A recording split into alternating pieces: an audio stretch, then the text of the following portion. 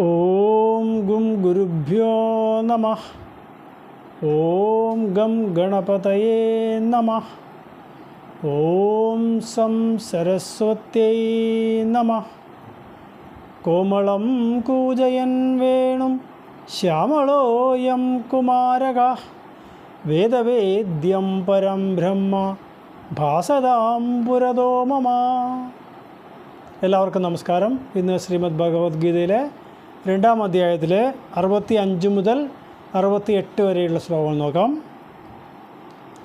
പ്രസാദേ സർവദുഃഖാനാം ഹാനിരസ്യോപജായതേ പ്രസന്നചേതസോ ഹ്യാശു ബുദ്ധിപര്യവതിഷ്ഠതേ. പ്രസാദേ സർവദുഃഖാനാം ഹാനിഃ അസ്യ ഉപജായതേ പ്രസന്നചേതസഃ ഹി ആശു ബുദ്ധിഃ പര്യവതിഷ്ഠതേ. പ്രസാദേ സർവദുഃഖാനാം ഹാനിഃ അസ്യ ഉപജായതേ. പ്രസാദേ ശാന്തി അല്ലെങ്കിൽ സമാധാനം കൈവരുമ്പോൾ അസ്യ ഇവൻ്റെ സർവദുഃഖാനാം എല്ലാ ദുഃഖത്തിൻ്റെയും ഹാനി ഉപജായതേ നാശം സംഭവിക്കുന്നു. ഒരാൾക്ക് മനസ്സിന് സന്തോഷമുണ്ടാകുമ്പോൾ എല്ലാ ദുഃഖങ്ങളുടെയും നാശം ഉണ്ടാകുന്നു. പ്രസന്നചേതസഃ ഹി ആശു ബുദ്ധിപര്യവതിഷ്ഠതേ. ഒരു പ്രസന്നചിത്തനായിരിക്കുന്ന ഒരാളുടെ ബുദ്ധി ആശു പര്യവതിഷ്ഠത വളരെ പെട്ടെന്ന് തന്നെ നിശ്ചലമായിത്തീരുന്നു.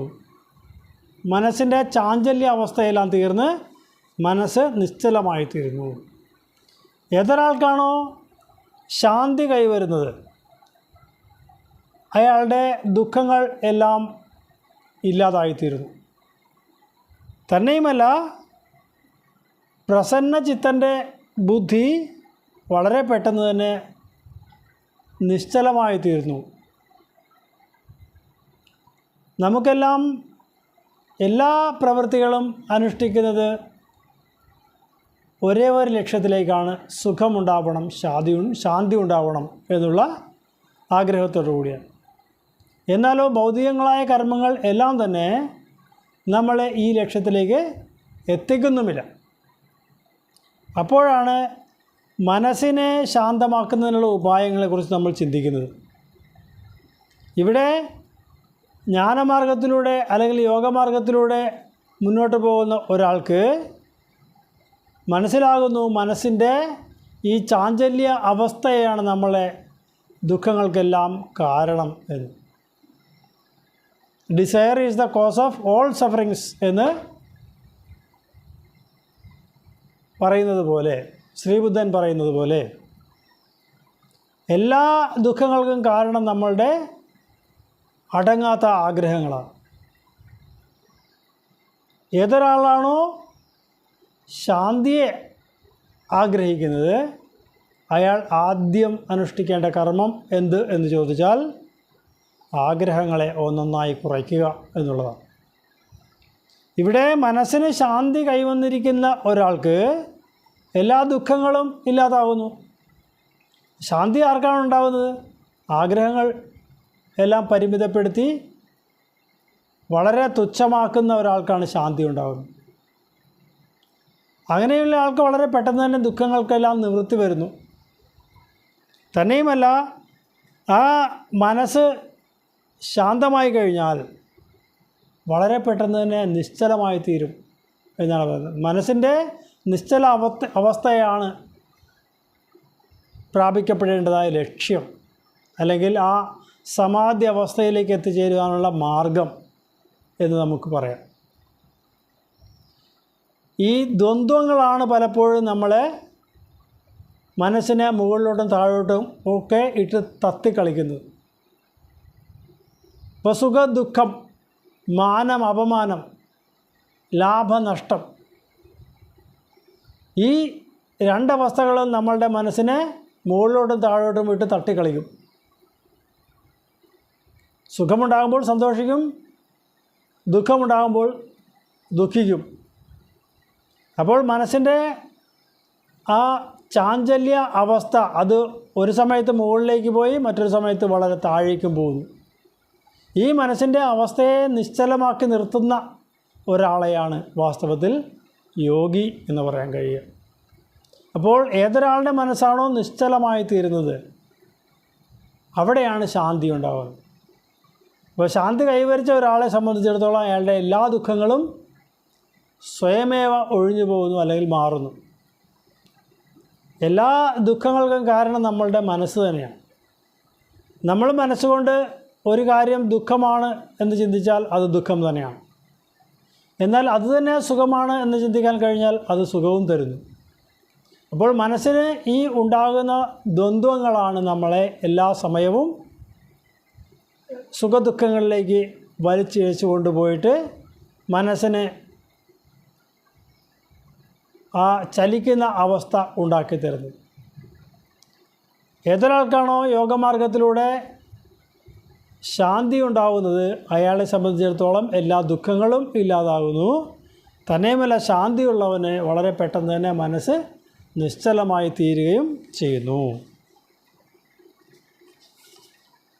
പ്രസാദേ സർവദുഃഖാനാം ഹാനിരസ്യോപജായതേ പ്രസന്നചേതസോ ഹ്യാശു ബുദ്ധിപര്യവതിഷ്ഠതേ നാസ്തി ബുദ്ധിരയുക്തസ്യ ന ചായുക്തസ്യ ഭാവന ന ചാഭാവയതഃ അശാന്തസ്യ കുതഃസുഖം ന അസ്തി ബുദ്ധിഃ അയുക്തസ്യ ന ച അയുക്തസ്യ ഭാവന ന ച അഭാവയത ശാന്തിഃ അശാന്തസ്യ കുതഃ സുഖം.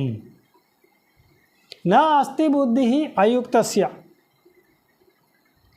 അയുക്തസ്യ മനസ്സിനെ യുക്തമാക്കാൻ അല്ലെങ്കിൽ നിയന്ത്രണത്തിലാക്കാൻ കഴിയാത്ത ഒരാൾക്ക്, യോഗയുക്തമാക്കാൻ കഴിയാത്ത ഒരാൾക്ക് ന അസ്തി ബുദ്ധിഃ, അയാൾക്ക് ആത്മധ്യാന അല്ലെങ്കിൽ ആത്മവിഷേകം ആയിരിക്കുന്ന ഒരു അറിവുണ്ടാകുന്നില്ല. ഏതൊരാളാണോ തൻ്റെ മനസ്സിനെ യോഗയുക്തമാക്കുന്നത് അയാൾക്ക് ആത്മവിഷയകമായ കാര്യങ്ങളിൽ അറിവ് നേടാൻ സാധിക്കുകയുള്ളൂ. നച്ച അയുക്തസ്യ ഭാവന, ആ അയുക്തന് അല്ലെങ്കിൽ ആ മനസ്സിനെ നിയന്ത്രിക്കാൻ കഴിയാത്തയാൾക്ക് ന ഭാവന, അയാൾക്ക് ആത്മധ്യാനവും ചെയ്യാൻ സാധിക്കുകയില്ല. നച്ച അഭാവയത ശാന്തി, ഇങ്ങനെ ആത്മധ്യാനം ചെയ്യാൻ കഴിയാത്ത ഒരാളെ സംബന്ധിച്ചിടത്തോളം അയാൾക്ക് ശാന്തിയും ഉണ്ടാകുന്നില്ല. അശാന്തസ്യ കുതഃ സുഖം, മനസ്സിന് ശാന്തിയില്ലാത്ത ഒരാൾക്ക് എങ്ങനെയാണ് സുഖം ഉണ്ടാവുക? അപ്പോൾ മനസ്സിനെ യോഗയുക്തമാക്കാൻ കഴിയാത്ത ഒരാൾക്ക് ആത്മജ്ഞാനത്തിന് അർഹതയില്ലാതായിത്തീരുന്നു. അങ്ങനെയുള്ള ആൾക്ക് സ്വയം ഉള്ളിലിരിക്കുന്ന ആ ഈശ്വര ചൈതന്യത്തെ ധ്യാനിക്കുവാൻ അല്ലെങ്കിൽ ആത്മധ്യാനം ചെയ്യുവാനായിട്ട് സാധിക്കുകയില്ല. ഇങ്ങനെ ആത്മധ്യാനം ചെയ്യാത്ത ഒരാളെ സംബന്ധിച്ചിടത്തോളം അയാൾക്ക് ഒരിക്കലും ശാന്തിയെ പ്രാപിക്കുവാൻ സാധിക്കുകയില്ല. ശാന്തിയില്ലാത്ത ഒരാൾക്ക് എങ്ങനെയാണ് സുഖം ഉണ്ടാവുക? ഈ പ്രപഞ്ചത്തിൽ എന്തെല്ലാം ഭൗതികങ്ങളായ സുഖങ്ങൾ ഉണ്ടായാലും മനസ്സിൽ ശാന്തിയെ നേടുവാനായിട്ട് നമുക്ക് സാധിക്കുന്നില്ല എങ്കിൽ എന്ത് ഭൗതിക സുഖങ്ങളുണ്ടായാലും യാതൊരു പ്രയോജനവുമില്ല എന്നാണ് ഇവിടെ മനസ്സിലാക്കേണ്ടത്. ആത്മവിഷയകമായിരിക്കുന്ന അറിവ് നേടണമെങ്കിൽ നമ്മളുടെ ബുദ്ധി യുക്തമായിരിക്കണം, അല്ലെങ്കിൽ ആ യോഗ മാർഗത്തിൽ സഞ്ചരിക്കുന്നതായിരിക്കണം. ഇങ്ങനെ യോഗമാർഗത്തിൽ സഞ്ചരിക്കാൻ കഴിയാത്ത ഒരാളെ സംബന്ധിച്ചിടത്തോളം അയാൾക്ക് ആത്മജ്ഞാനം എന്ന് പറയുന്നത് വളരെ വിദൂരയാണ്. അതുപോലെ തന്നെ ഈ ആത്മജ്ഞാന വിഷയങ്ങളിൽ താല്പര്യമില്ലാത്ത ഒരാൾക്ക് ആത്മധ്യാനവും ഉണ്ടാവുകയില്ല. അതുപോലെ തന്നെ ആത്മധ്യാനമില്ലാത്ത ഒരാൾക്ക് ശാന്തിയുമില്ല, ശാന്തിയില്ലാത്തവർക്ക് സുഖവുമില്ല. അപ്പോൾ എല്ലാത്തിനും പരസ്പരമുള്ള ഈ ബന്ധം, അതിനെയാണ് നമ്മളിവിടെ മനസ്സിലാക്കിയെടുക്കേണ്ടത്. മനസ്സിനെ യോഗയുക്തമാക്കാൻ കഴിയുക എന്നുള്ളതാണ് ഏറ്റവും പ്രധാനം. അങ്ങനെ ആ യോഗാവസ്ഥയിൽ മനസ്സിനെ നിലനിർത്തി കഴിഞ്ഞാൽ അത് പിന്നീടുള്ള പടികൾ സ്വയം നമ്മളിലേക്ക് വന്നു ചേരും, അല്ലെങ്കിൽ അതിനുള്ള മാർഗം നമുക്ക് കാണിച്ചു തരും എന്നാണ് പറയുന്നത്. അപ്പോൾ ആദ്യം യോഗയുക്തനാവുക എന്നുള്ളതാണ് ഭഗവാനും നൽകുന്ന ഉപദേശം. യോഗമാർഗത്തിലൂടെ സഞ്ചരിക്കുവാനായിട്ട് സാധിക്കുക എന്നുള്ള ആ ഒരു ലക്ഷ്യത്തിലേക്കായിരിക്കണം നമ്മൾ സദാസമയവും മനസ്സിനെ തിരിച്ചു വയ്ക്കേണ്ടത്. അപ്പോഴാണ് ബാക്കിയെല്ലാം നമുക്ക് നേടാനായിട്ട് സാധിക്കുക എന്നാണ് ഭഗവാൻ ഇവിടെ ഉപദേശിക്കുന്നത്. നാസ്തി ബുദ്ധിരയുക്തസ്യ ന ചായുക്തസ്യ ഭാവന ന ചാഭാവയത ശാന്തി അശാന്തസ്യ കുതസുഖം.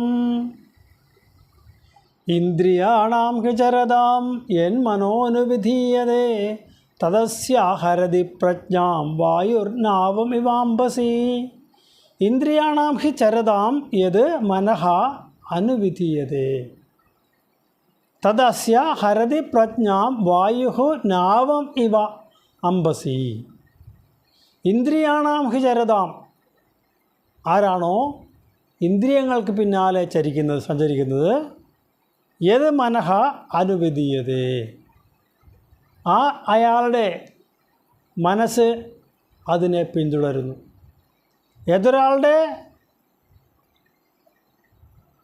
ഇന്ദ്രിയങ്ങളാണോ വിഷയങ്ങളിലേക്ക് സഞ്ചരിക്കുന്നത്, മനസ്സ് ആ വിഷയങ്ങൾക്ക് പിന്നാലെ പായുന്നു. ഇത് എങ്ങനെയെന്നാൽ തദസ്യ ഹരതി പ്രജ്ഞാം വായു നാവം ഇവ അംബസി. നാവം ഇവ അംബസി, അംബസി ജലത്തിൽ നാവം തോണി കിടക്കുന്നതിന് വായു ഏത് പ്രകാരമാണോ ഹരിച്ചുകൊണ്ട് പോകുന്നത് അല്ലെങ്കിൽ വലിച്ചുകൊണ്ട് പോകുന്നത്, അസ്യ പ്രജ്ഞാം, അയാളുടെ പ്രജ്ഞയെ, ബുദ്ധിയെ അല്ലെങ്കിൽ മനസ്സിനെ ഈ പ്രകാരം വലിച്ചു കൊണ്ടുപോകുന്നു. അപ്പോൾ ഏതൊരാളുടെ മനസ്സാണോ ഇന്ദ്രിയങ്ങളുടെ വിഷയങ്ങൾക്ക് പിന്നാലെ പായുവാനായിട്ട് ഇന്ദ്രിയങ്ങളെ സ്വതന്ത്രമായി വിടുന്നത്, അയാളെ വായു ഏത് പ്രകാരത്തിലാണോ ജലോപരിതലത്തിൽ കിടക്കുന്ന തോണിയെ വലിച്ചു കൊണ്ടുപോകുന്നത്, അതുപോലെ മനസ്സിനെ ഈ ഇന്ദ്രിയ വിഷയങ്ങൾ വലിച്ചു കൊണ്ടുപോകും. നമ്മുടെ 5 ജ്ഞാനേന്ദ്രിയങ്ങൾ, കണ്ണ്, ചെവി, മൂക്ക്, നാക്ക്, ത്വക്ക്, ഈ 5 ജ്ഞാനേന്ദ്രിയങ്ങൾക്കും വിഷയമായി ഭവിക്കുന്നത് ശബ്ദ, സ്പർശ, രൂപ, രസ, ഗന്ധങ്ങളാണ്. ഇതിനെ ഇന്ദ്രിയ വിഷയങ്ങളെന്നോ പഞ്ചതന്മാത്രകളെന്നോ എല്ലാം വിളിക്കാറുണ്ട്. ഈ പഞ്ചതന്മാത്രകൾ സദാസമയവും ഇന്ദ്രിയങ്ങളെ ഓരോ വഴിക്കും വലിച്ചുകൊണ്ടേയിരിക്കും. അങ്ങനെ ഇരിക്കെ ഈ 5 ഇന്ദ്രിയങ്ങളെയും സ്വതന്ത്രമായി വിട്ടുകഴിഞ്ഞാൽ ഇത് 5 ദിക്കിലേക്കായിരിക്കും നമ്മളെ വലിച്ചു കൊണ്ടുപോകുന്നത്. അങ്ങനെ ആരാണോ ഈ ഇന്ദ്രിയങ്ങളെയൊക്കെ സ്വതന്ത്രമായി ചരിക്കുവാനായിട്ട് അനുവദിച്ച മനസ്സോട് കൂടിയവൻ, അയാളുടെ മനസ്സിനെ ഈ ഇന്ദ്രിയ വിഷയങ്ങൾ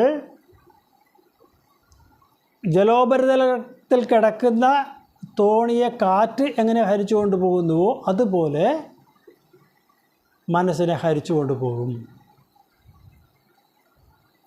ഇവിടെ നമ്മളുടെ മനസ്സാണ് പ്രധാനമായിട്ട് നിയന്ത്രിക്കപ്പെടേണ്ടത്. എന്നാൽ ആ മനസ്സിനെ ഇന്ദ്രിയ വിഷയങ്ങളാകുന്ന ശബ്ദസ്പർശ രൂപരസ ഗന്ധങ്ങൾ സദാസമയവും ഓരോ വിഷയങ്ങളിലേക്ക് വലിച്ചുകൊണ്ടേയിരിക്കുകയാണ് ചെയ്യുന്നത്. അതിനെയെല്ലാം നിയന്ത്രിച്ച് തൻ്റെ അധീനതയിൽ നിർത്താത്ത ഒരാളെ സംബന്ധിച്ചിടത്തോളം അയാളുടെ മനസ്സ് എപ്പോഴും ഇന്ദ്രിയങ്ങൾക്ക് പിന്നാലെ പായുക തന്നെ ചെയ്യും. ഈ പായൽ ഒരിക്കലും ആ മനുഷ്യനെ അല്ലെങ്കിൽ ആ ജീവാത്മാവിനെ പരമപദത്തിലേക്ക് എത്തുവാനായിട്ട് സഹായിക്കുകയില്ല എന്ന് മാത്രമല്ല, അതിനെ വളരെ ദൂരേക്ക് കൊണ്ടുപോവുകയും കൂടി ചെയ്യും. അതുകൊണ്ടാണ് ധ്യാനിക്കുന്ന അവസരത്തിൽ നമ്മൾ പുറമേക്കുള്ള ഇന്ദ്രിയങ്ങളെയൊക്കെ അടച്ചു വയ്ക്കണമെന്നും, എന്നാൽ എല്ലാ ഇന്ദ്രിയങ്ങളും അടഞ്ഞു തന്നെ ഇരുന്നു കഴിഞ്ഞാൽ അത് നിദ്രയെ പ്രാപിക്കുന്ന ദോഷം ഉള്ളതുകൊണ്ട് അർദ്ധനിദ്രാവസ്ഥയിലേക്ക് എത്തണമെന്നുമെല്ലാം ധ്യാനയോഗത്തിൽ പറയുന്നത്. നാരായണത്തിലാണെങ്കിൽ ധ്യാനം തേ ശീലയേയം സമതനുസുഖബദ്ധാസനോ നാസികാഗ്രാന്യസ്താക്ഷ പൂരകാദ്യൈ ജിതപവനപദശ്ചിത്തപത്മം ത്വവാഞ്ചം ഊർധ്വാഗ്രം ഭാവയിത്വാ രവിവിദിശിഖിനഃ സംവിജന്ത്യോപരിഷ്ടാത് തത്രസ്ഥം ഭാവയേ ത്വാം സജലജലധര ശ്യാമളം കോമളാംഗം തേ ധ്യാനം അഹം ശീലയേയം. അങ്ങയെ ധ്യാനിക്കുന്നത് ഞാൻ ശീലിച്ചു കൊള്ളാം.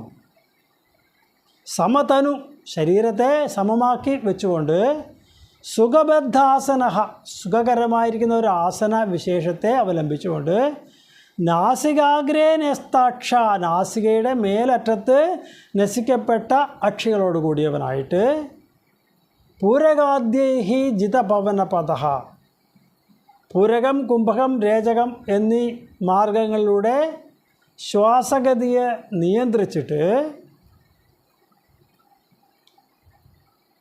തത്രസ്ഥം ഭാവയേ ത്വാം സജലജലധര ശ്യാമളം ശ്രീമദാംഗം. ആ ഊർധ്വാഗ്രം ഭാവയിത്വ എങ്ങനെയാണോ കീഴോട്ട് തിരിഞ്ഞിരിക്കുന്ന ഹൃദയപത്മത്തെ മേൽപോട്ട് ഉയർത്തിയതായിട്ട് സങ്കല്പിച്ചിട്ട് അതിൻ്റെ ഉള്ളിൽ രവി വിദുഷികിന സംവിചിന്യ സൂര്യചന്ദ്രന്മാരെ അതുപോലെ അഗ്നിയെയും ഒക്കെ സങ്കല്പിച്ചിട്ട് തത്രസ്ഥം ഭാവയേ ത്വാം അതിൻ്റെ ഉള്ളിലെല്ലാം ഇരിക്കുന്നതായ രൂപമായിട്ട് സങ്കല്പിച്ചുകൊണ്ട് ഞാൻ ധ്യാനിക്കാം എന്ന് പറയുന്നു. അവിടെ ഈ ധ്യാന മഗ്നനായിരിക്കുന്ന ഒരാളെ സംബന്ധിച്ചിടത്തോളം അയാളുടെ ഇന്ദ്രിയങ്ങളെ എല്ലാം ഉള്ളിലേക്ക് വലിച്ചിട്ടുണ്ട് എന്നാണ് പറയുന്നത്. നാസികാഗ്രേ ന്യസ്താക്ഷ നാസികയുടെ മേലഗ്രത്തിൽ നസിക്കപ്പെട്ട അക്ഷങ്ങളോടുകൂടി അത് അടച്ചതുമല്ല തുറന്നതുമല്ലാത്ത അവസ്ഥയിലാണ്. കണ്ണടച്ചു കഴിഞ്ഞാൽ ഉറക്കം വന്നേക്കാം, കണ്ണ് തുറന്നാൽ ബാഹ്യ വിഷയങ്ങളിൽ ശ്രദ്ധ പോയേക്കാം. അതുകൊണ്ട് പാതി അടഞ്ഞ അവസ്ഥയിലാണ് എന്ന് വേണേൽ പറയാം. ബാഹ്യവസ്തുക്കളെ ഒന്നും നിരീക്ഷിക്കുന്നതുമില്ല, എന്നാൽ നിദ്രയെ പ്രാപിച്ചിട്ടുമില്ല എന്നുള്ള ഒരവസ്ഥ. അതിനുവേണ്ടിയാണ് ഈ നാസികയുടെ മേലറ്റത്ത് നസിക്കപ്പെട്ട അക്ഷങ്ങളോടുകൂടിയത് എന്ന് പറയുന്നത്. അത് പെട്ടെന്നെല്ലാം നമുക്ക് ആ അവസ്ഥയിലേക്ക് എത്തിച്ചേരാൻ ബുദ്ധിമുട്ടാണ്. നിരന്തരമായ ശ്രമത്തിലൂടെ അല്ലെങ്കിൽ അഭ്യാസത്തിലൂടെ മാത്രമേ സാധിക്കുകയുള്ളൂ എന്ന് നമുക്ക് മനസ്സിലാകും. അതുകൊണ്ട് ഇന്ദ്രിയങ്ങളെയെല്ലാം ഇന്ദ്രിയ വിഷയങ്ങളിലേക്ക് യഥേഷ്ടം സഞ്ചരിക്കുവാനായിട്ട് വിട്ടുകഴിഞ്ഞാൽ അത് ജലോപരിതലത്തിൽ കിടക്കുന്ന തോണിയെ കാറ്റ് വന്ന് ഹരിച്ചു കൊണ്ടുപോകുന്നത് പോലെ നമ്മുടെ മനസ്സിനെ ഹരിച്ചു കൊണ്ടുപോയേക്കാം. അതുകൊണ്ടത് പാടില്ല എന്നാണ് ഭഗവാൻ ഇവിടെ ഉപദേശിക്കുന്നത്. ഇന്ദ്രിയാണാം ഹി ചരതാം യന്മനോനുവിധീയതേ തദസ്യാഹരതി പ്രജ്ഞാം വായുർനാവമിവാംബസി തസ്മാദ്യസ്യ മഹാബാഹോ നിഗൃഹീതാനി സർവശഃ ഇന്ദ്രിയാണീന്ദ്രിയാർത്ഥേഭ്യസ്തസ്യ പ്രജ്ഞാ പ്രതിഷ്ഠിത. തസ്മാത് യസ്യ മഹാബാഹോ നിഗൃഹീതാനി സർവശഃ ഇന്ദ്രിയാണി ഇന്ദ്രിയ അർത്ഥേഭ്യഃ തസ്യ പ്രജ്ഞ പ്രതിഷ്ഠിത. തസ്മാത് അതുകൊണ്ട് യസ്യ ആരുടെയാണോ ഇന്ദ്രിയാണി ഇന്ദ്രിയങ്ങൾ ഇന്ദ്രിയേഭ്യഃ ഇന്ദ്രിയ അർത്ഥേഭ്യഃ ഇന്ദ്രിയ വിഷയങ്ങളിൽ നിന്ന് സർവശഃ നിഗൃഹീതാനി എല്ലാ പ്രകാരത്തിലും നിയന്ത്രിക്കപ്പെട്ടിട്ടുള്ളത് തസ്യ പ്രജ്ഞ പ്രതിഷ്ഠിത അയാളുടെ ബുദ്ധി ഉറച്ചതാണ് എന്നാണ് ഇവിടെ ഭഗവാൻ പറയുന്നത്.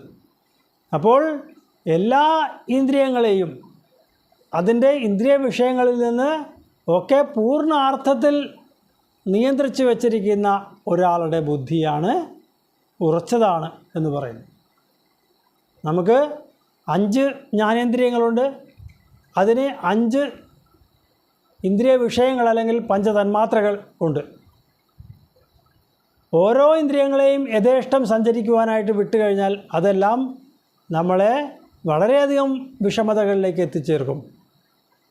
അതുകൊണ്ട് ഈ 5 ഇന്ദ്രിയങ്ങളിൽ ഒന്നിനെയും വിടാതെ എല്ലാ ഇന്ദ്രിയങ്ങളെയും ആ ഇന്ദ്രിയ വിഷയങ്ങൾ തിരികെ നിയന്ത്രിച്ച് നിർത്തണം. അത് ഏത് പ്രകാരത്തിൽ എന്ന് മുൻപത്തെ ശ്ലോകത്തിൽ പറഞ്ഞു.